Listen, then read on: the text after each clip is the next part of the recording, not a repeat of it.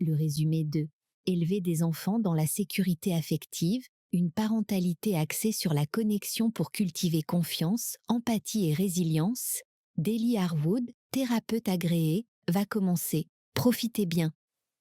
Point clé 1. Comment créer la connexion?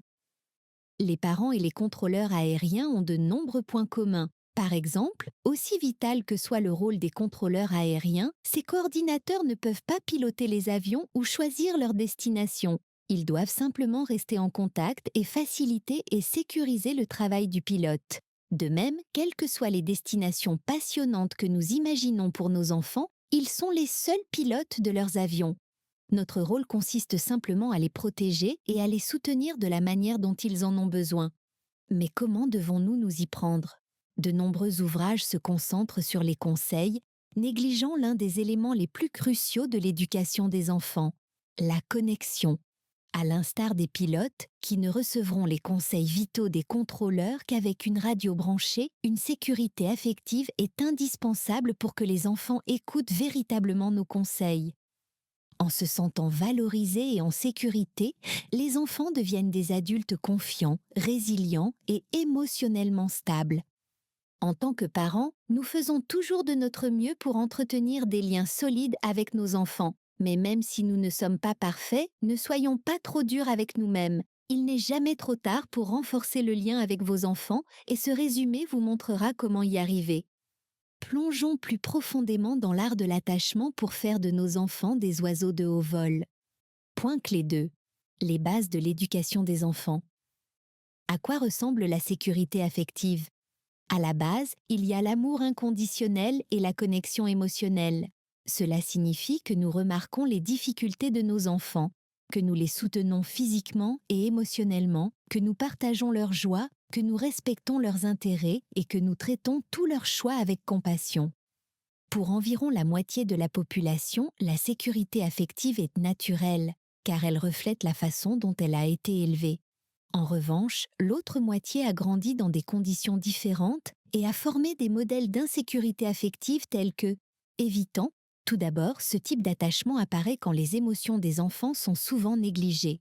Par exemple, les parents tentent de réconforter leurs enfants en leur disant « N'exagère pas, il n'y a pas de quoi s'inquiéter ». Deuxièmement, une stratégie d'adaptation évitante se développe quand les parents anxieux réagissent de manière excessive aux émotions de leurs enfants. Par exemple, un enfant peut dire qu'il a mal au ventre et ses parents le conduisent d'urgence à l'hôpital. En grandissant avec ce schéma, les enfants apprennent à internaliser leurs émotions et à se distraire, car ils ne reçoivent pas le soutien dont ils ont besoin. Résistant. Cette catégorie est typique des familles où le comportement des parents est instable. Parfois, ils sont vraiment sensibles aux émotions, aux paroles et aux intérêts des enfants.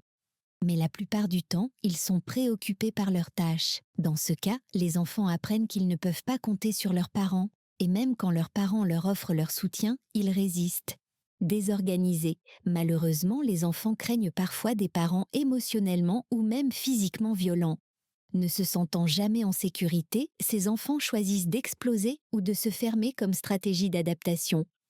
Le fait d'avoir peu de souvenirs de l'enfance peut être un signe d'insécurité affective. Pourquoi ces modèles d'attachement sont-ils importants? Les relations avec les parents sont les premières que nous formons et elles influencent toutes les relations ultérieures avec les autres et nous-mêmes. Ainsi, la première étape pour favoriser une sécurité affective est d'identifier votre type d'attachement et de travailler dessus s'il n'est pas sécurisant. Vous pouvez changer. Pour créer et maintenir des liens solides, il faut aussi guérir les traumatismes psychologiques. Cela nous rendra plus stables sur un plan émotionnel et nos enfants ne feront pas ressortir nos blessures passées. Illustrons ce que cela signifie avec l'exemple de Jane. Son père avait souvent des accès de colère, ce qui lui donnait un sentiment d'impuissance. Elle a quitté la maison tôt, a trouvé un partenaire calme et s'est sentie en sécurité. Cependant, à mesure que son fils Steve grandissait, elle se sentait à nouveau impuissante à cause des cris qu'il poussait. Cependant, après avoir guéri de ses traumatismes passés, Jane a retrouvé sa force. Point clé 3. La carotte et le bâton sont-ils efficaces? Quand nous avons pris conscience de nos schémas d'attachement, il est temps d'examiner notre attitude parentale. Par exemple, Nous nous sentons souvent responsables des bonnes et des mauvaises actions de nos enfants. Cette croyance repose sur le mythe behaviorisme bien établi selon lequel nous façonnons le comportement de nos enfants à l'aide de bâtons, punitions, et de carottes, récompenses.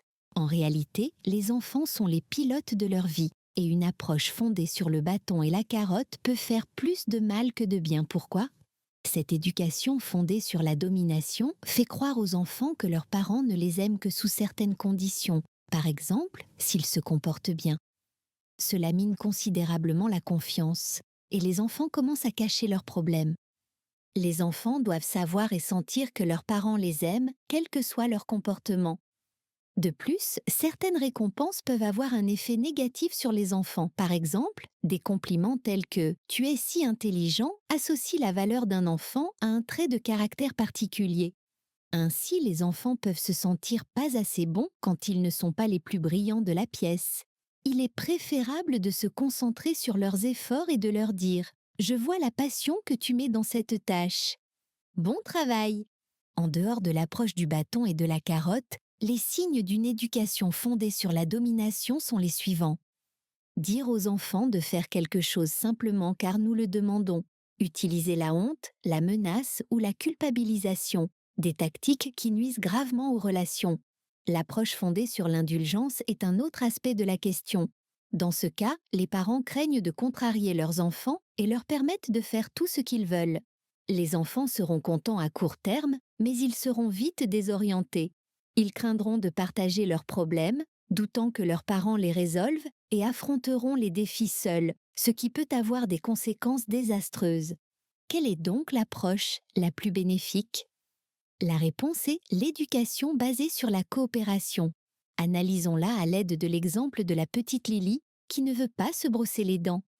Les parents qui adoptent une approche dominante la menaceront de la punir, tandis que les parents indulgents lui proposeront de regarder la télévision 1 heure de plus avant le coucher si elle se brosse les dents maintenant. Anne, la mère de Lily, fait preuve d'empathie et tente de comprendre le point de vue de Lily en utilisant l'approche fondée sur la coopération. Elle demande ce qui décourage Lily dans cette routine. Peut-être que les brins de sa brosse à dents sont trop rigides ou que le dentifrice a un goût désagréable. Anne explique pourquoi il est essentiel de se brosser les dents et assure qu'elle aidera Lily à acquérir rapidement cette habitude. Elle peut aussi faire croire que la brosse à dents est une fée qui doit visiter chaque dent et en prendre soin. En effet, la coopération demande plus de temps, mais c'est comme ça que se construisent des liens solides. Point clé 4. Une recette pour la confiance en soi des enfants. Examinons le fonctionnement de l'éducation fondée sur la coopération en nous concentrant tout d'abord sur son élément central, la corégulation. La gestion des émotions est souvent sous-estimée parmi les nombreuses leçons que les parents devraient enseigner à leurs enfants. De nos jours, il semble que les enfants puissent faire face à leurs émotions par eux-mêmes, n'est-ce pas ? En fait, ce n'est pas vrai. Les enfants ont besoin d'autres personnes qui les apaisent. La sécurité affective se forme quand ils s'adressent à leurs parents et obtiennent du soutien. Que se passe-t-il quand nous sommes à l'écoute de nos enfants ? Que nous faisons preuve d'empathie et que nous réagissons calmement à leurs difficultés. Les enfants sont plus à l'aise avec leurs émotions et apprennent à gérer la douleur sans la refouler ni en faire une obsession. Notre calme les aide à retrouver plus facilement leur sang-froid, c'est la corégulation. Les enfants réalisent qu'ils doivent aller vers les autres et non s'isoler ou se distraire quand ils se sentent mal. Cette leçon est également cruciale pour leur vie d'adulte. Quel que soit notre degré d'indépendance, nous avons toujours besoin d'autres personnes qui s'intéressent à nos émotions et nous écoutent. Les émotions sont comme des vagues. Nous devons les chevaucher et non pas les combattre. En apaisant nos enfants, nous devons nous souvenir de quelques nuances. Nous ne devons pas empêcher nos enfants d'exprimer leurs émotions par des mots ou des larmes. Il est essentiel de leur remonter le moral, mais pas au début. Par exemple, si nos enfants viennent nous voir bouleversés et que nous leur disons « tout ira bien, ça ne vaut pas la peine que tu pleures », ils risquent d'avoir honte de leur tristesse. Beaucoup d'entre nous se souviennent des visages impassibles des autres quand nous partageons nos émotions, de leur indifférence, de leur réponse « ça va aller » ou de leur réaction excessive face à nos émotions. Nous devrions éviter ces signaux de mécontentement. Après avoir retrouvé son calme, on peut attirer l'attention de l'enfant sur ses sensations corporelles et l'aider à nommer ses émotions pour qu'il prenne conscience de lui-même.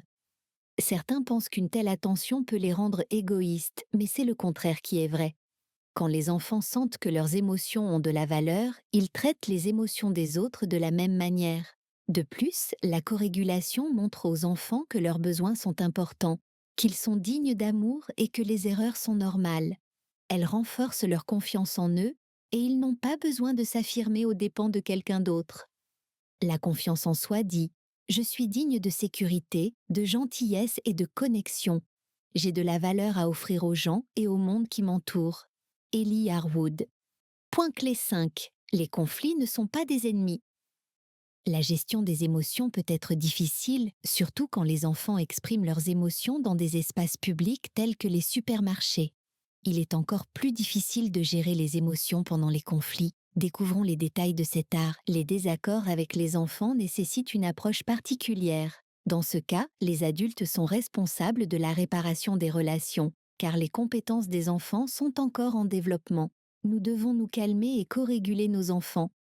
Illustrons cette démarche par l'exemple du désaccord bien connu des enfants qui refusent d'aller au lit. Autorégulation. Si nos enfants commencent à crier pour protester et que nous nous sentons sur le point de craquer, faisons une pause. Il est normal de quitter la pièce, de reprendre son calme et de revenir plus tard. Initiation à la réparation. C'est nous qui devrions approcher nos enfants et leur dire: mon chéri, nous avons eu un désaccord, mais nous allons le régler. Empathie. La honte et le blâme sont des signaux d'alarme. Ils n'aident pas à résoudre les conflits et ne font que pousser les enfants à se renfermer sur eux-mêmes. À la place, nous devrions envisager le problème du point de vue de l'enfant et valider ses émotions. Nous pouvons dire: je vois que tu es très en colère à l'idée d'aller au lit. S'il te plaît, dis-moi ce qui te contrarie. Je suis là pour t'écouter. Il est utile d'identifier certains besoins non satisfaits, comme le fait de rentrer plus tard que d'habitude et le fait que nos enfants souhaitent passer plus de temps avec nous. Explication rationnelle. Quand les enfants ont fait part de leurs émotions et que nous les avons arrangées, il est temps de présenter des faits. Nous pouvons expliquer l'importance du sommeil en disant: pendant que tu dors, ton corps accumule la force qui te permet de grandir plus vite, de te sentir mieux et d'avoir assez d'énergie pour gagner la compétition à l'école. Quand les deux parties abordent le conflit de manière coopérative, celui-ci devient une excellente occasion d'apprendre et de grandir. Les règles peuvent minimiser les conflits car les enfants savent ce que les parents attendent d'eux. Il est préférable d'écrire les instructions et de les accrocher à des endroits visibles pour les rendre impersonnels. On peut aussi ajouter de l'amusement en transformant les règles en fourche-langue et en rendant les activités de routine ludiques, comme le nettoyage de la chambre. Le saviez-vous? Ce n'est pas grave si nous ne sommes pas toujours émotionnellement connectés à nos enfants. Selon le psychologue du développement Edward Tronick, 30% du temps suffit pour former une sécurité affective. Point clé 6. Un test d'indépendance. Un lien fort implique également de savoir quand et comment donner plus de liberté à l'enfant et le laisser partir. Dans le cas contraire, les attachements destinés à protéger les enfants ne font qu'étouffer leur potentiel. Parfois, les enfants ne sont pas prêts pour un nouveau niveau d'indépendance. Par exemple, un enfant de 6e ne veut pas participer à un camp scolaire. Les pousser n'est pas une option, car cela ne fait que doubler la peur. Quel est donc notre plan? Valider et réguler les émotions des enfants. L'empathie est primordiale. Être curieux des raisons? Peut-être que certains enfants se moquent de cet enfant et qu'ils ne considèrent donc pas le camp d'école comme un endroit sûr? Proposer des mécanismes d'adaptation. Si l'enfant souffre du mal des transports, nous pouvons lui suggérer de s'asseoir à côté de l'enseignant qui maîtrise la situation. Montrer notre confiance, en admettant que l'enfant est incertain, nous pouvons simultanément et gentiment lui rappeler que nous croyons en ses capacités. Nous pouvons également évoquer des situations où il a douté mais a réussi à accomplir sa tâche. Faire preuve de souplesse. Si l'enfant devient trop émotif face à un défi ou commence à paniquer, il est préférable de sauter l'activité. Il la fera la prochaine fois. Nous pouvons perdre le rôle d'attachement principal, mais notre lien avec nos enfants est toujours fondamental. Dans d'autres cas, c'est nous qui ne sommes pas prêts pour une nouvelle étape. Bien que nous soyons tous conscients que nos enfants ne peuvent pas être attachés à nous en permanence, il peut être difficile pour nous de les laisser partir. Si nous nous surprenons à micro-gérer leurs choix ou à envier ceux qui reçoivent plus d'attention, il est temps de faire une pause et de réfléchir. Quelles sont les peurs qui rendent le lâcher-prise difficile? Avons-nous commencé à considérer leur indépendance comme quelque chose de personnel? Par exemple, nous pouvons croire qu'ils nous rejettent alors qu'ils essaient simplement de trouver leur voie, ce qui est naturel. Comment pouvons-nous réévaluer notre relation avec nos enfants et notre rôle dans cette relation? Peut-être devrions-nous écouter plutôt que de donner des conseils. En effet, nous avons besoin de soutien et de temps pour nous adapter au fait que nous ne sommes plus le principal attachement de nos enfants. Nous pouvons partager nos sentiments avec notre partenaire, nos amis ou nos thérapeutes. En même temps, il est essentiel de se rappeler que nos enfants développent des liens forts avec les autres, car nous avons tissé des liens forts avec eux. C'est la réussite de notre rôle de parents, et non pas un échec. Nous devons faire face à la vérité que nos enfants ne nous appartiennent pas. C'est notre amour qui leur appartient. Ellie Harwood. Conclusion du résumé. Tous les enfants ont besoin de sécurité affective pour se sentir aimés, quoi qu'ils fassent. C'est la base de leur estime de soi, de leur relation et de leur communication avec le monde. En étant émotionnellement connectés et coopératifs, nous forgeons ce lien qui soutiendra nos enfants tout au long de leur vie. Certains apprennent à créer une sécurité affective dès le premier jour de leur vie de parents, tandis que d'autres, pour des raisons différentes, maîtrisent cet art plus tard. N'oublions pas que nous faisons toujours de notre mieux dans les circonstances données. Peu importe quand nous commençons à renforcer le lien, l'essentiel est de commencer. Essayez ce qui suit. Prenez d'abord soin de vous. Identifiez les activités qui vous procurent de la joie et pratiquez-les plus souvent. Votre bien-être est une condition préalable à la sécurité affective. Co-régulez-vous. Plus vous êtes calme, plus vous apaiserez rapidement vos enfants. Soyez coopératif mais pas permissif. Si vos enfants essaient de blesser quelqu'un ou de ne pas faire quelque chose d'essentiel, intervenez de manière collaborative. Ajustez les choses. Les besoins des enfants évoluent avec le temps, tout comme vos conseils. Résumé fini. Prenez le temps de l'évaluer afin que nous puissions vous aider à vous développer de la meilleure façon possible.